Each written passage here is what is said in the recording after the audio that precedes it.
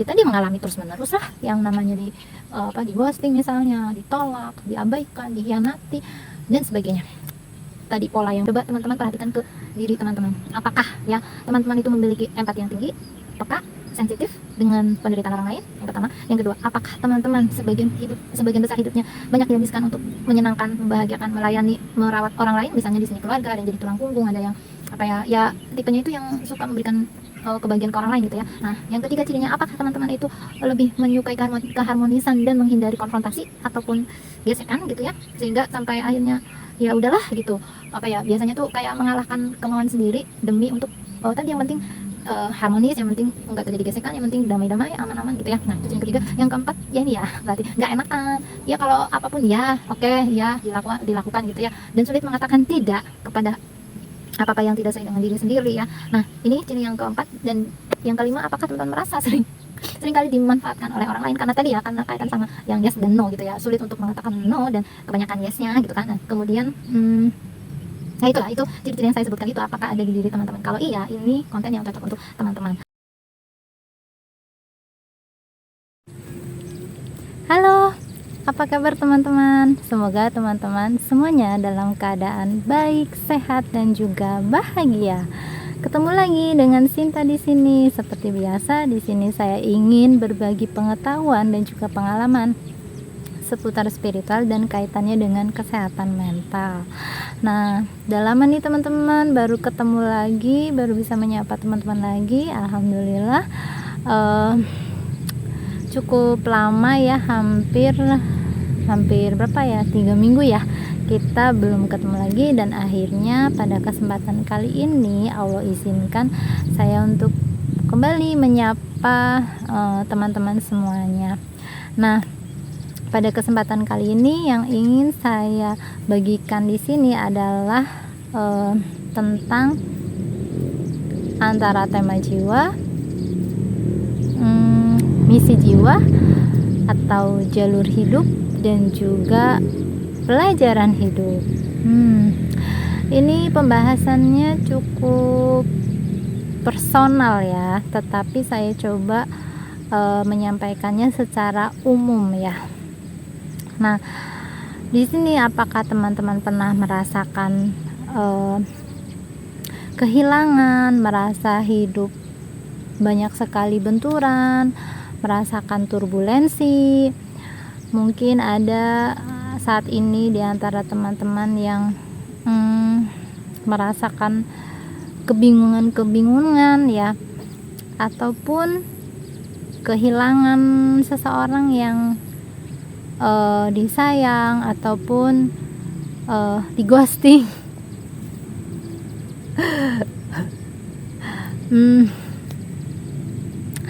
Atau bahkan merasakan penolakan, merasakan diabaikan, merasakan dikhianati,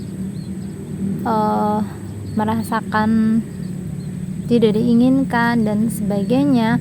Nah, ini kalau ini terjadi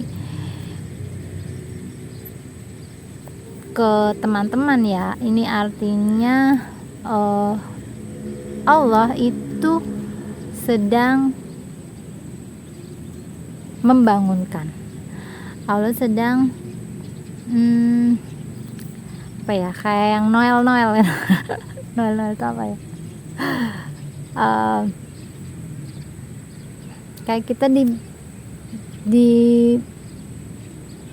dicubit gitu ya, atau bahkan ditampar, bahkan ada yang seperti seolah ditendang gitu ya, dan babak belur, kemudian merasa kehidupan tidak adil, bahkan ada yang menuduh bahwa Tuhan tidak adil gitu atas apa yang menimpa dirinya. Dan ini tentunya sangat menyakitkan ya. Ini sebuah perasaan yang sangat menyakitkan dan menakutkan gitu, apalagi kalau terus menerus intens gitu ya. Ini bisa menimbulkan depresi gitu. Nah, di sini saya ingin mengajak teman-teman untuk menyelam ya, menyelam. Nah, coba untuk fokus pada diri sendiri, coba untuk menyelami diri. Nah, ambil waktu, ambil bagian untuk coba flashback lagi ya, flashback. Ibaratnya kayak apa ya, kayak rekaman film itu, coba diputar dari awal kita itu masa kanak-kanak gitu ya, remaja, kemudian dewasa, sampai ya tergantung fasenya teman-teman sedang di fase mana gitu ya. Dan coba perhatikan kejadian-kejadian apa yang cukup rasanya itu menghentak ya, ataupun bahkan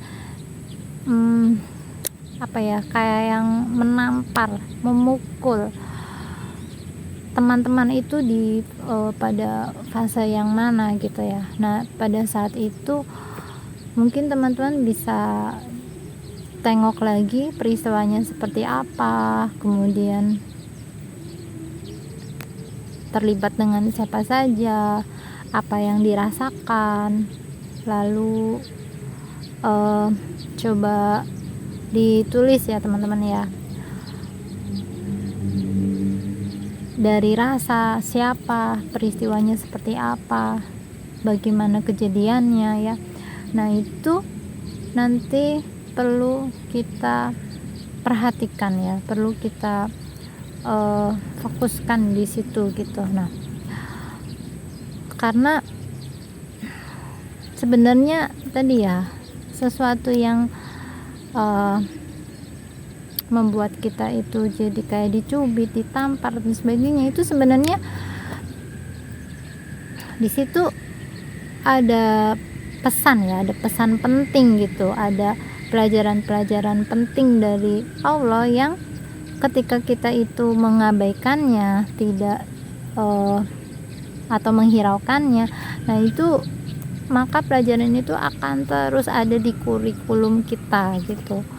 Kalau kita belum sampai menyelesaikan pelajaran itu, maka kejadian yang tadi tidak mengenakan ya, misalnya penolakan, diabaikan, ditinggalkan, tidak diinginkan, di ghosting, terus apalagi ya, itu akan terus menerus terjadi sampai kita itu betul-betul sadar, kemudian tadi fokus untuk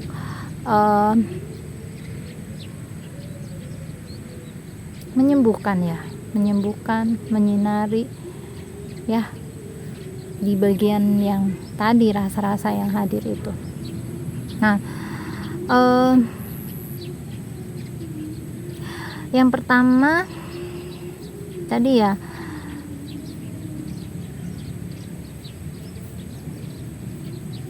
kita itu perlu fokusnya adalah pada pelajarannya,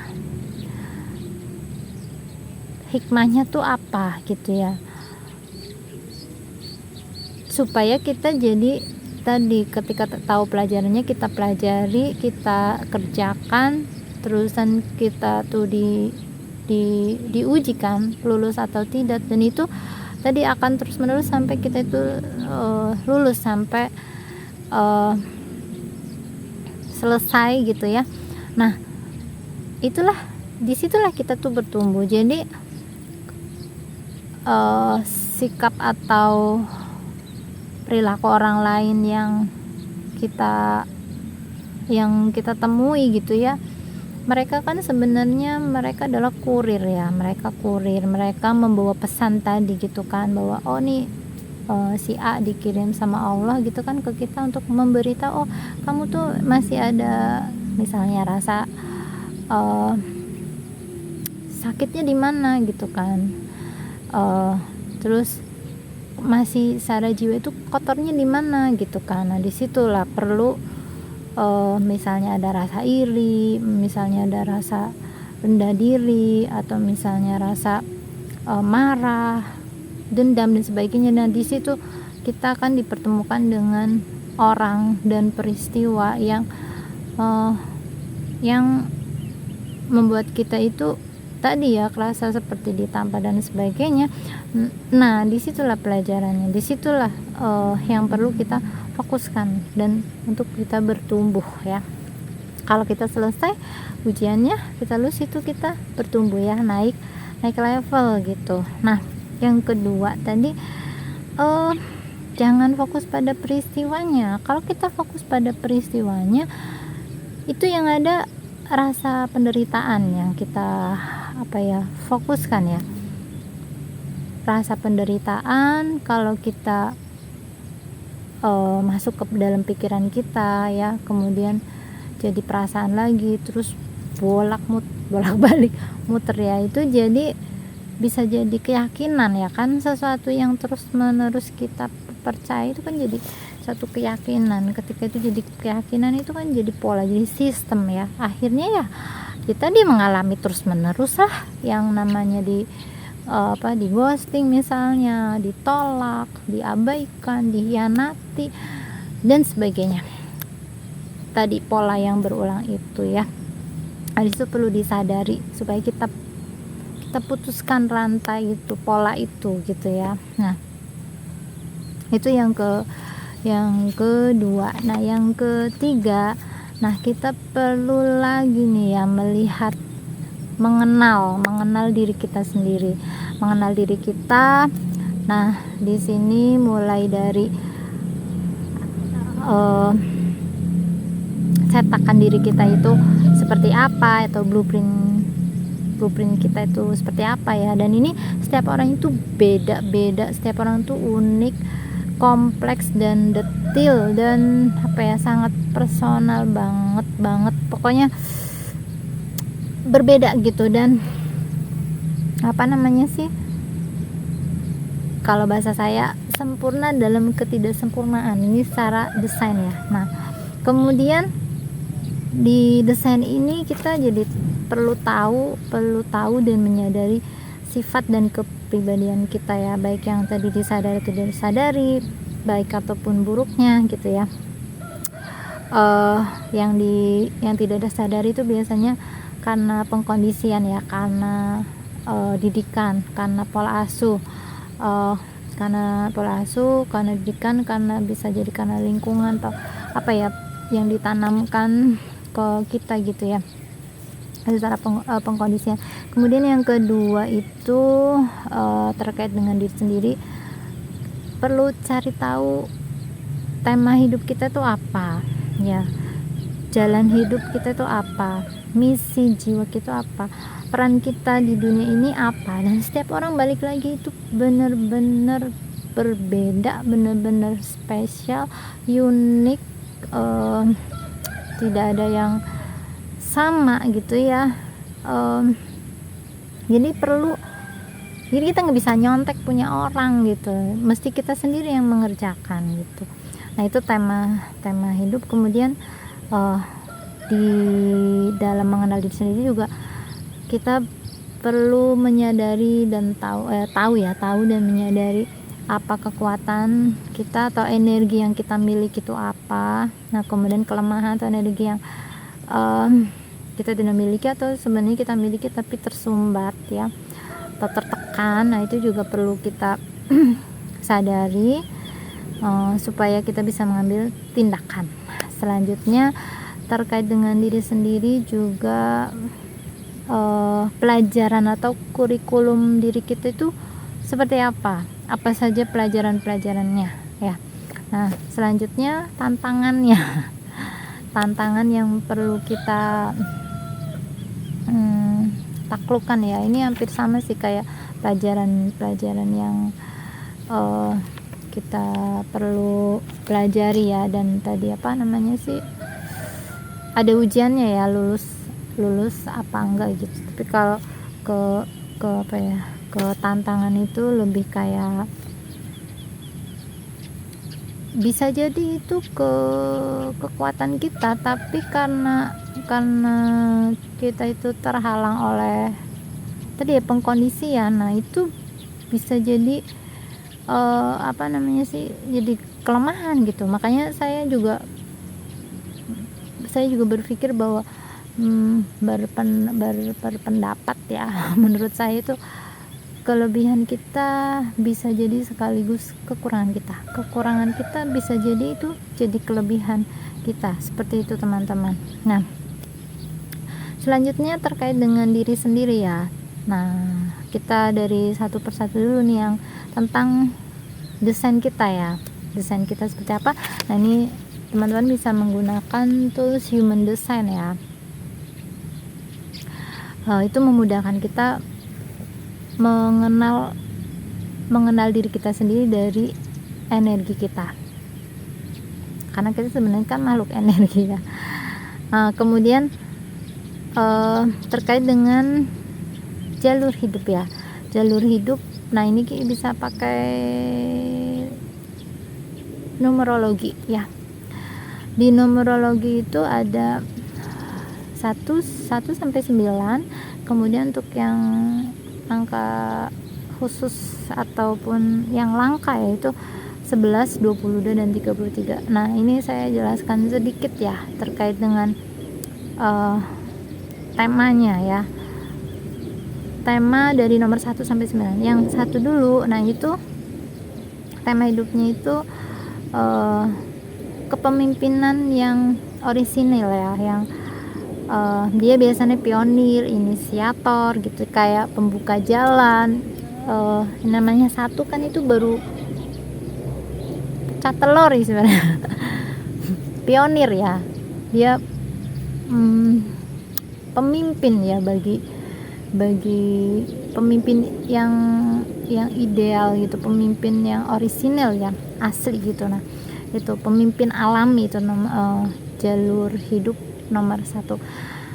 Nah, kemudian yang kedua, jalur hidup kedua itu dia sebagai penghubung ya, dia penghubung, mediator gitu ya, atau biasanya dia juru damai seperti itu. Kemudian yang ketiga itu dia itu komunikator, dia suka petualangan, dia tipe kayak cheerleader seperti itu ya. Nah, kemudian yang keempat itu pemimpin yang lebih ke apa ya, menciptakan stabilitas ya, dia pekerja keras, tapi yaitu pemimpin sekaligus pekerja keras ya, dia lebih fokus pada kestabilitas. Nah, kemudian yang kelima itu petualang yang suka kebebasan. Jadi jiwanya itu suka dengan kebebasan, penasaran untuk hal-hal yang banyak hal gitu. Itu tema yang kelima. Kemudian tema yang keenam ya adalah dia itu pelindung, pengasuh, memiliki kasih sayang yang besar kepada sama, dan biasanya dia itu penyayang apa ya, kayak ya namanya pengasuh ya, itu lebih kayak ke keluarga. Dia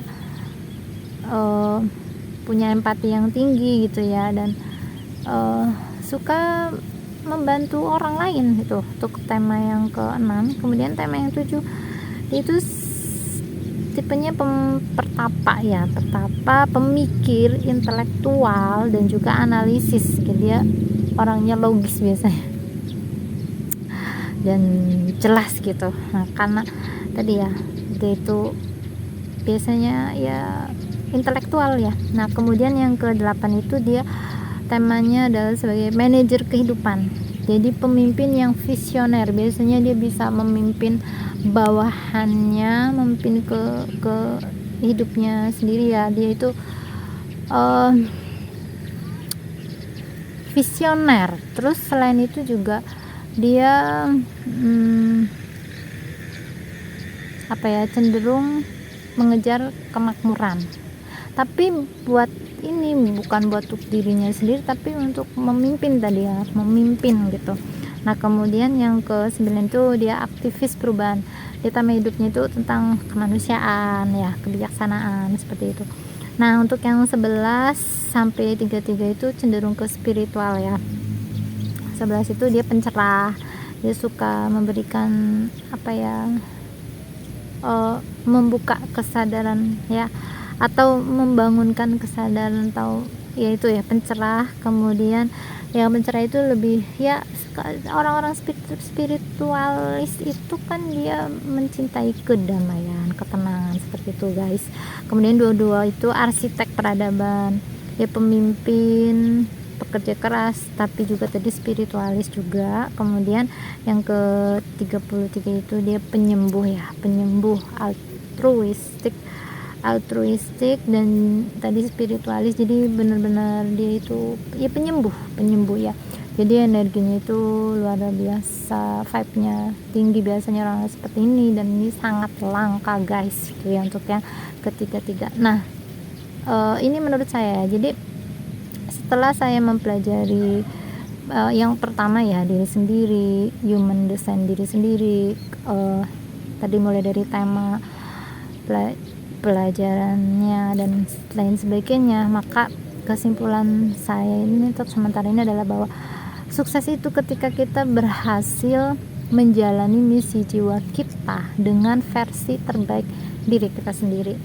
Jadi karena setiap orang itu unik, punya perannya masing-masing, punya tujuan hidup masing-masing, punya karma atau pelajaran yang perlu dia pelajari, yang perlu dia jalani, yang perlu dia bayar. Karma di sini itu kayak apa ya, kayak kalau di balasan gitu ketika kita menanam gimana ya, gampangnya pelajaran yang perlu kita selesaikan gitu ya di kehidupan ini. Dan itu benar-benar berbeda-beda, variatif, sifatnya sangat personal gitu ya. Maka kita nggak fair dan tidak pas ketika kita membandingkan diri kita dengan orang lain ya, kesuksesan gitu. Karena kesuksesan di sini mungkin kesuksesan yang di mata manusia, tapi kalau kita sadar bahwa kita itu di sini di bumi ini adalah sebagai siapa ya kan. Nah, tentunya ukuran standar suksesnya kita itu dari kacamata Allah kan, dari kacamata Tuhan, dari kacamatanya ya dia gitu kan. Seperti itu, sesuai dengan desain kita, dan kita menjadi versi terbaik di situ gitu. Misalnya tadi misalnya jalur, saya contohkan misalnya jalur satu, dia sebagai pemimpin ya, sebagai pemimpin alami, sebagai pemimpin orisinal ya, dia jadilah dari pemimpin yang betul-betul pemimpin yang orisinal gitu, pemimpin yang punya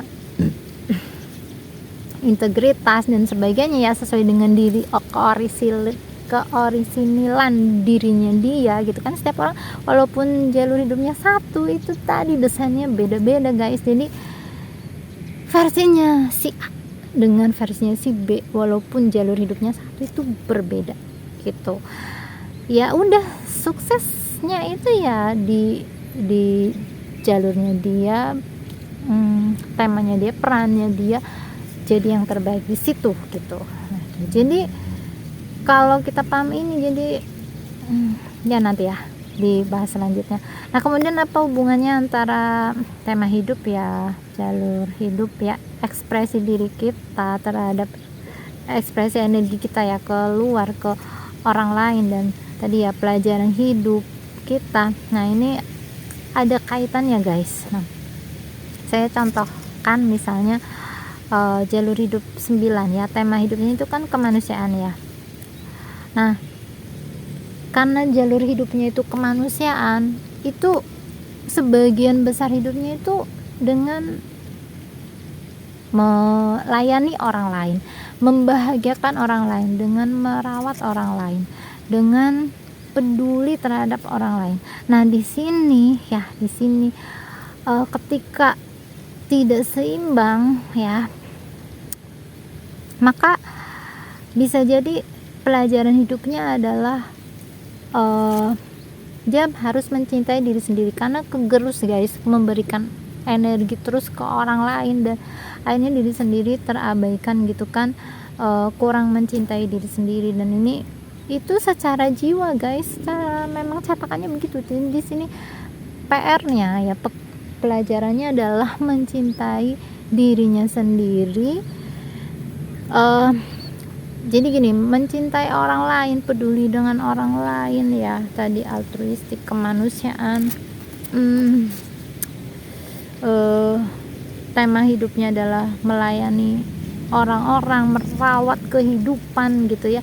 Nah, tapi tadi perlu ada keseimbangan ya, keadilan pada diri sendiri. Jadi orang lain juga diri sendiri harus seimbang, harus sama, harus adil, seperti itu biasanya. Ini hasil dari menyelam ya, saya menyelam.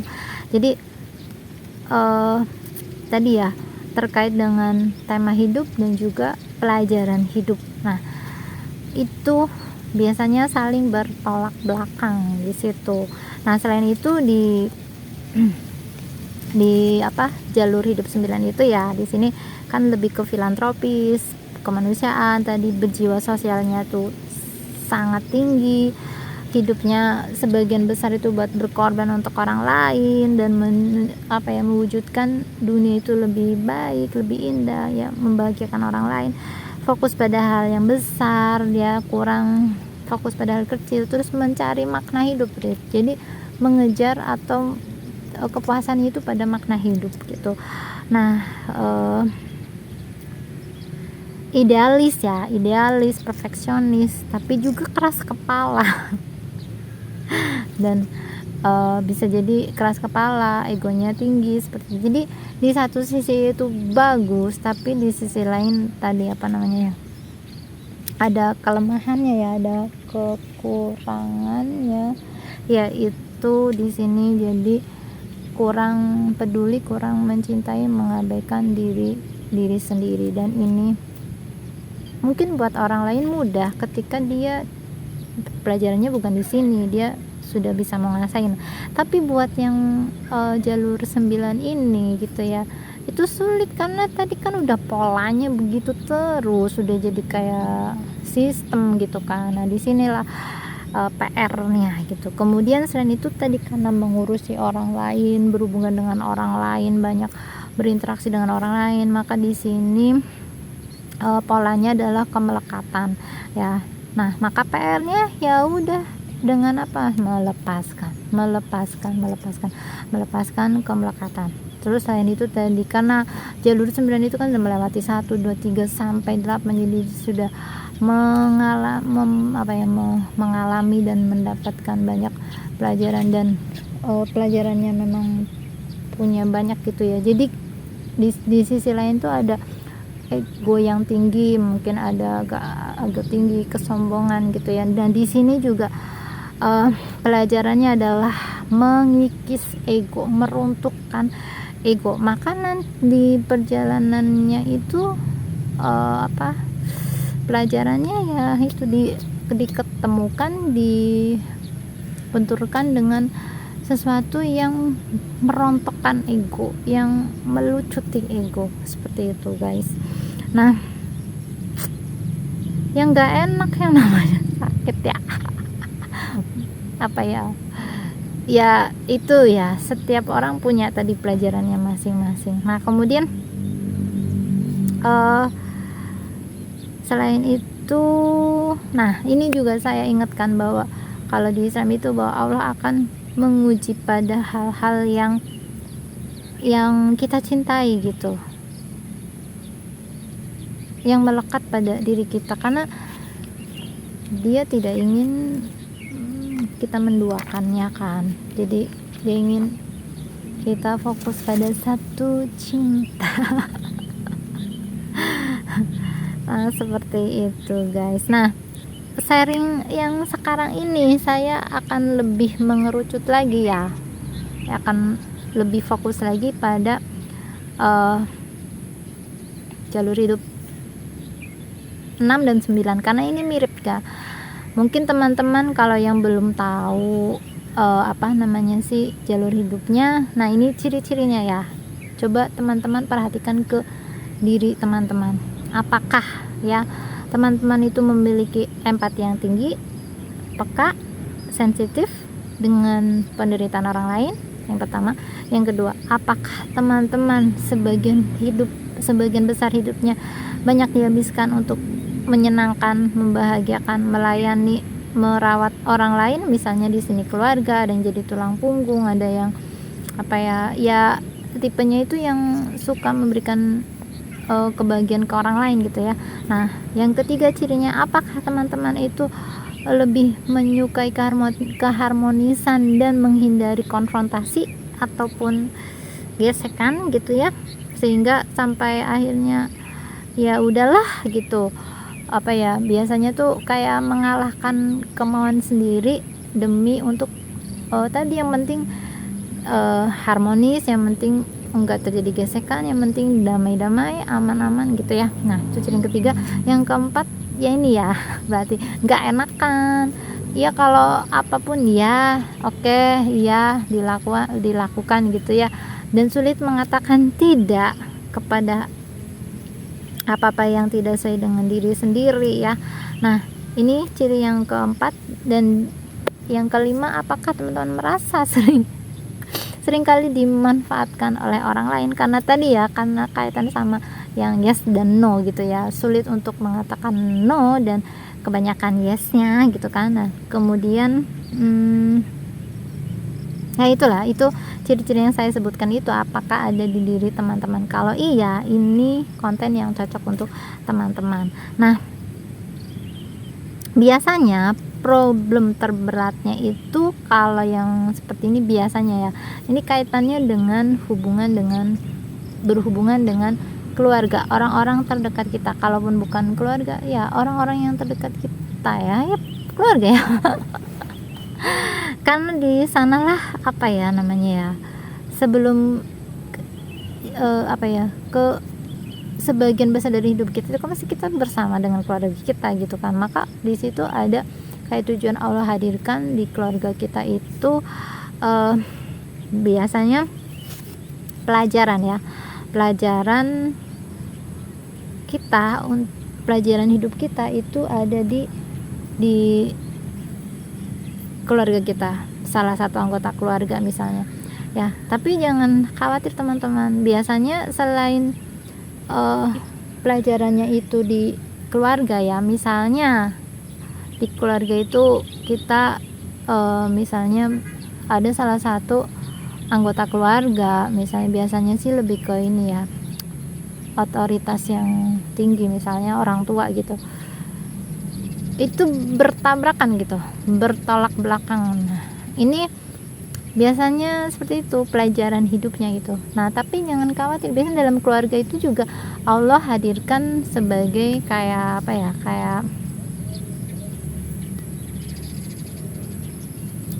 bestie gitu, kayak yang bisa mendukung gitu, yang bisa mendukung, yang bisa membantu kita gitu. Nah, di sinilah ya biasanya pelajaran hidup sekaligus tadi ya, pelajaran hidup, kemudian apa-apa yang perlu kita sembuhkan. Nah, ketemunya di sini biasanya di keluarga.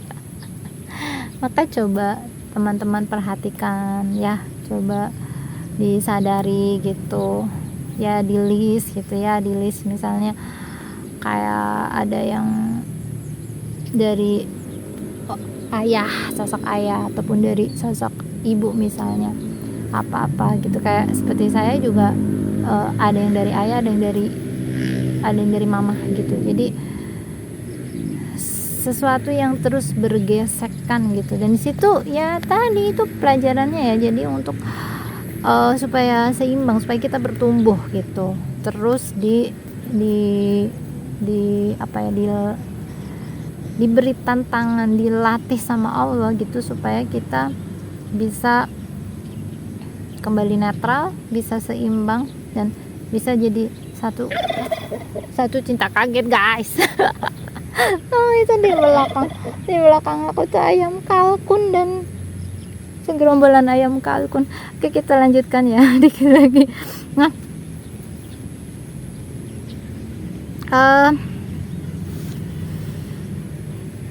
jadi bagaimana untuk tadi ya jalur yang 69, bagaimana cara menyeimbangkan tadi ya, yang punya empati tinggi tadi lebih banyak menghabiskan untuk bagian orang lain dan sebagainya. Nah, cara untuk menyeimbangkan ya itu adalah yang pertama dengan self care ya. Jadi teman-teman perlu selain merawat orang lain itu juga perlu merawat diri sendiri. Yang kedua adalah self love.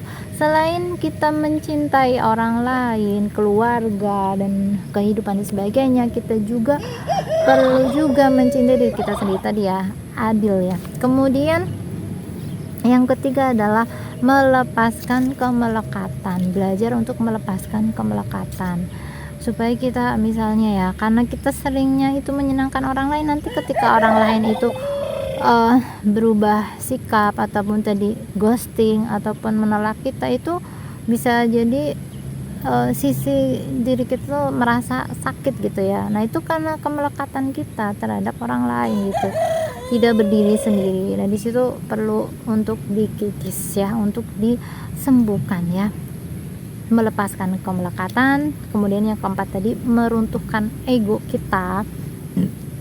Nah, di sini dari pengalaman saya sendiri tuh tipe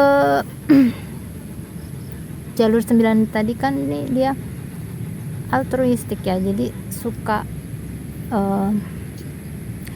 memberi dalam bentuk apapun ya yang kita bisa beri gitu ya ke orang lain. Nah, tapi ada fase, ada masanya kita tuh nggak selalu bisa memberi. Kadang kita dihadapkan dengan kondisi yang kita justru sebaliknya ya, kita perlu menerima gitu kan, kita perlu menerima. Nah, tapi di situ ketika tadi ya egonya itu kan merasa karena biasa memberi gitu, katanya menerima itu rasanya kayak yang gimana ya, ngerasa nggak enak, ngerasa mungkin rasanya tuh kok ini bukan saya, harga diri, terkait dengan mungkin harga diri, terus rasa tadi nggak enakan gitu dan sebagainya gitu lah. Nah, ini kan juga kaitannya dengan ego juga ya. Jadi di situ juga belajar, saya belajar untuk meruntuhkan ego. Oh, nggak apa-apa kok, ada kalanya memang kita memang ditakdirkan untuk menerima, karena kita memang kondisinya di situ ya di posisi yang perlu menerima gitu, supaya apa, bukan masalah menerima apanya, tapi tadi mengikis ego gitu, meruntuhkan ego kita gitu, yang serasa kayak jangan salah ya, dengan kita kebiasaan memberi kemudian kita merasa rendah ketika kita diberi, itu juga kan bagian dari ego kita gitu kan. Seperti itu. Nah, kemudian selanjutnya adalah jadilah diri yang otentik. Tadi karena kita berupaya ke sebagian besar untuk menyenangkan, membagian orang lain, jadi kita bisa jadi siapa aja, bisa gitu, dengan akhirnya mengabaikan diri kita yang sebenarnya gitu. Kita tidak berani menjadi diri kita. Masya Allah. Alhamdulillah ya Allah, thank you Allah. Masya Allah guys. Nanti ya kalau udah selesai dan barangkali masih ada, aku nanti tunjukin pelangi guys, cantik banget, Masya Allah, cantik banget. Oke, lanjut dulu. Nah, jadi apa tadi ya, menjadi diri yang otentik. Jadi berani jadi diri otentik, kenali diri kita tuh yang seperti apa ya, jadi itu gitu. Nah, kemudian yang selanjutnya perlu menjaga keseimbangan. Nah, tadi ya, antara kita peduli mencintai diri sendiri dan juga orang lain, itu perlu keseimbangan. Karena apa? Karena jiwa kita itu terdorong. Tadi tema hidupnya adalah kemanusiaan, altruistik dan sebagainya. Di situ kan energi kita bisa apa ya? Bisa tersalurkannya ke keluar gitu. Karena di sini butuh tadi keseimbangan ya, untuk mengembalikan lagi energi kita supaya stabil gitu. Kalau enggak nanti jadi stres, bahkan bisa frustasi. Dan Kemudian apa nih yang terakhir? Oh, ini selanjutnya, coba untuk berpikiran terbuka, menerima diri sendiri dan orang lain, serta apapun yang terjadi apa adanya, ya. Tuh, itu teman-teman. Jadi banyak sekali ya di sini. Paling penting adalah untuk orang-orang yang tipe ini ya, jalur hidupnya ini adalah sembuhkan diri sendiri dengan self care, self love tadi ya. Apa sih yang sering dirasakan oleh tipe-tipe ini? Penolakan, kehilangan, keegoisan, dimanfaatkan, pengkhianatan, diabaikan dan sebagainya yang melekat pada orang lain. Maka sembuhkanlah dengan self care dan juga self love, ini yang paling utama. Nah, kemudian tentunya ketika kita melakukan menyelam tadi ya, menyelam ke dalam diri, mengenal diri sendiri. Nah, di sini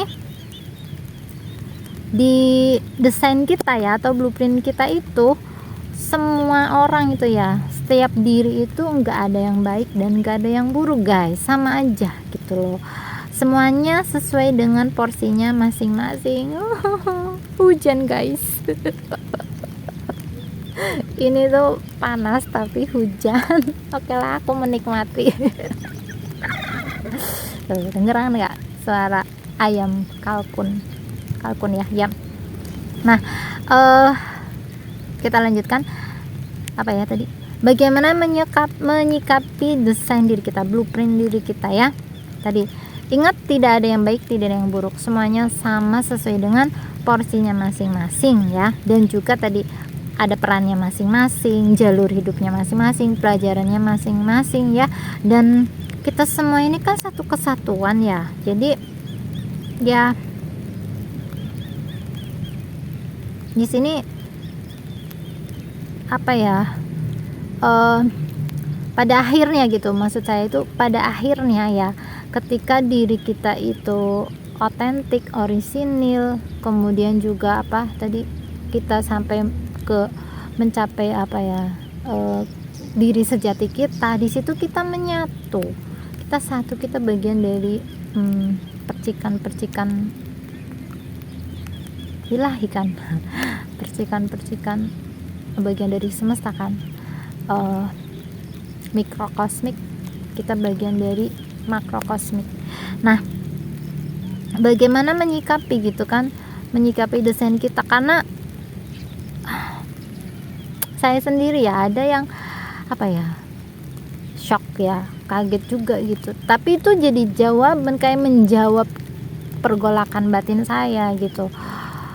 Kenapa ya begini, kenapa begitu, seringnya begini begitu, terusan ya banyak sekali ya pertanyaan seperti puzzle gitu. Kemudian ketika menemukan satu kenyataan bahwa di desain itu kan ya tadi ya, nggak cuma kelebihan tapi kekurangan, termasuk kalau di human design itu ada gate energi, gerbang energi, ada saluran energi ya.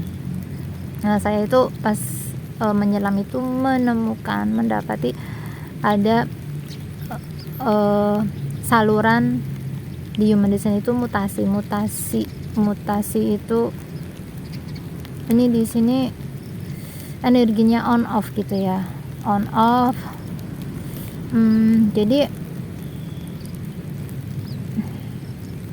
secara di satu sisi dorongan jiwanya itu ingin melakukan banyak hal dan juga terdorong untuk melakukan perubahan baik diri sendiri, keluarga, lingkungan, dan perubahan yang lebih besar lagi. Itu energinya kuat sekali, dorongannya kuat sekali. Tetapi di sisi lain energinya itu on off gitu, kadang tersedia kadang enggak gitu. Nah, ini kan membuat stres, frustasi, bahkan bisa depresi gitu. Dan ini memang itu cetakannya gitu, itu memang desainnya gitu. Terus bagaimana gitu kan cara menyikapinya? Nah, di sini ini contoh aja ya, baru contoh satu gitu. Nah, Jadi cara menyikapinya ada yang pertama adalah bersyukur ya, bersyukur atas cetakan tersebut, bersyukur atas ketetapan tersebut, blueprint tersebut gitu kan. Nah di sini dengan cara apa? Dengan cara kita merubah pola pikir kita yang menganggap itu adalah sesuatu yang buruk gitu kan, dirubah menjadi bahwa ya itu apa adanya gitu kan, bahwa itulah fasenya, bahwa itulah masanya, bahwa itulah yang terbaik pada saat itu gitu ya, di fase yang mutasi gitu, dimana di situ lebih ke melankolis. Nah ketika melankolis itu kan ngerasa tadi itu loh tertekan gitu ya, makanya pada saat seperti ini tuh sangat sensitif kan. Pada saat sensitif ya nggak perlulah orang lain menilai gitu kan, maksudnya kadang-kadang diri sendiri juga di situ gitu ya, terpancing ke trigger gitu kan pada akhirnya gitu, karena tadi tekanan antara pengen maju membuat perubahan tapi di sini nggak punya energi gitu. Itu sih rasanya gitu. Dan di situ akhirnya mesti tadi kalau merubah pola pikirnya gitu kan, bahwa oh memang itu alaminya begitu lagi di fase itu. Ya bersyukurnya apa? Karena ya ini milik saya, itu kan pemberian dari Allah seperti itu gitu ya. Nah karena pola pikir akan mempengaruhi tadi ya mental dan juga perilaku guys. Jadi bagaimana kita itu untuk fokus pada bahasanya itu kita menari dengan semesta gitu, kita fokus sama yang ya sudah, yang lagi dihadapi, yang dijalani, ya itu dirasakan aja, itu kayak ya dijalani gitu, jangan disangkal dan disyukuri, karena masa-masa itu tuh ada pelajarannya, pasti ada pelajarannya pasti. Jadi disyukur berarti kita dapat pelajaran kan, enggak yang kayak sekedar sekolah tapi nggak dapat pelajaran kan rugi, berarti kita kan dapat keuntungan, dapat pelajaran, jadi kita tetap bersyukur. Kemudian yang kedua menerima tadi ya, menerima kelemahan diri atau desain yang tadi ya sebagai tantangan. Kemudian kita fokus pada tadi pelajarannya, dan ketika kita merasa mentok ya sudah, berpasrah ya, terima. Karena kalau kita nggak terima itu mental guys. Ini kayak bayangin guys, kita tuh bagian dari semesta ini gitu loh, kecil banget kita. Kalau kita mau ngelawan tuh nggak bisa, mental udah babak belur, berantakan dah gitu. Pelanginya udah mau hampir habis guys, kayak dikit lagi deh. Nah kemudian tadi ya, setiap desain itu punya mutiaranya masing-masing, jadi kita nggak perlu iri sama desain orang lain ya, cara menyikapinya.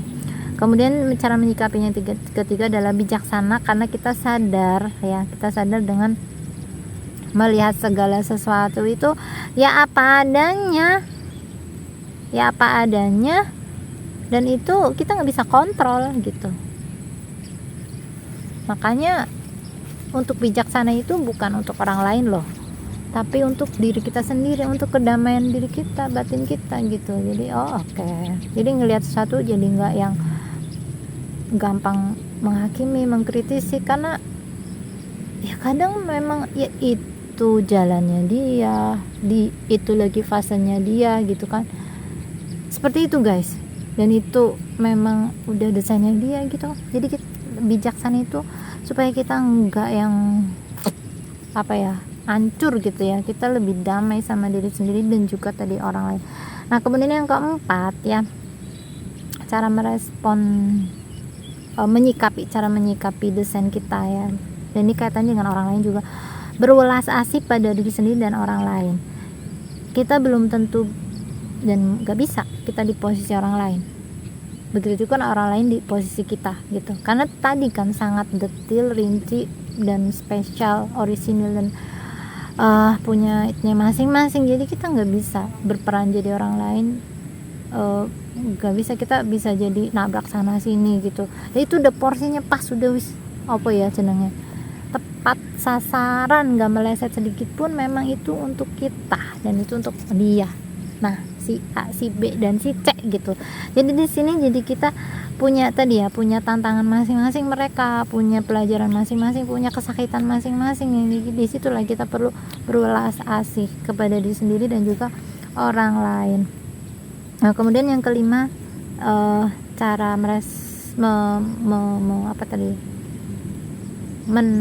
menyikapi desain kita ya dengan apa? Dengan self love lagi, balik lagi ke self love. Kenapa saya terus menekankan self love? Karena self love itu nanti pada ujungnya adalah mengantarkan kita ke fitrah kita, kesejatian diri kita, seperti itu. Bukannya ya itu pencapaian paling tertinggi ya dari kita sebagai manusia adalah ketika kita menjadi diri sejati kita bisa menyatu, kita bisa ya fitrah, gimana, seperti apa yang dia inginkan, tujuannya dan sebagainya gitu ya. Nah, pentingnya apa sih kita memahami, kalau tadi tentang diri kita, sekarang mengenali, memahami fase kita nih sedang di fase apa.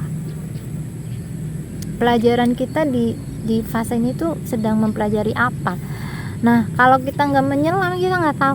Kebanyakan orang tuh fokusnya sama orang lain, tahulah, mengkritik orang lain, menghakimi orang lain, melabeli orang lain, menilai orang lain, yang ngurusin, ngepoin orang lain dan sebagainya. Nah, itu waktunya, energinya habis buat orang lain gitu. Jadi di sini perlu, balik lagi saya selalu mengingatkan ya, ke dalam diri sendiri. Apa gunanya kita memahami diri sendiri supaya kita tahu kita ada di fase mana? Pentingnya apa? Yang pertama ya, supaya kita itu menerima. Ketika kita paham, kita itu jadi tahu maksudnya, maknanya di balik itu apa, pelajarannya apa. Kita jadi paham, kita jadi lebih mudah menerima, kita jadi lebih tinggi lagi, lebih ridho dengan apapun desain diri kita, pelajaran diri kita, dan perjalanan yang kita jalani, sehingga kita aman ya, kita aman dalam perjalanan ini. Kemudian yang kedua, berhati-hati ya, dan mawas diri. Kita jadi peka terhadap sinyal-sinyal yang Allah berikan. Nah, kita jadi lebih yakin kepada dia, kita lebih yakin dan percaya pada diri sendiri, dan kita tidak mudah insecure. Yang keempat, nah di sini jadi kita jadi tidak mudah terbawa arus guys ya. Kita tidak karena ya tadi mereka itu kan bergerak dengan kesadarannya masing-masing ya. Dengan kita mengenal diri sendiri, kita sadar diri, kita akan terpusat pada diri sendiri, tidak mudah terbawa arus. Nah, kemudian yang kelima itu menghormati perjalanan diri kita dan juga perjalanan orang lain. Kita udah bahas tadi ya. Dan yang keenam terakhir, tetap menjadi lentera. Kita menjadi lentera bagi diri sendiri dan juga menjadi orang lain. Nah, itu aja guys. Udah sejam. Oke, terima kasih yang sudah menyimak ya dari awal hingga akhir. Semoga ada pelajaran yang diambil dan bermanfaat. Sampai ketemu. Saya mengingat, suka lupa mengingatkan nih yang bagi teman-teman ya yang menyimak obrolan ini, jika dirasa obrolan ini bermanfaat ya, jika berkenan maka silakan ya di share ya, di share dan dibagikan ke yang lainnya, dan jangan lupa subscribe. Terima kasih untuk dukungannya, terima kasih untuk cintanya, terima kasih untuk semuanya. Thank you, I love you, bye.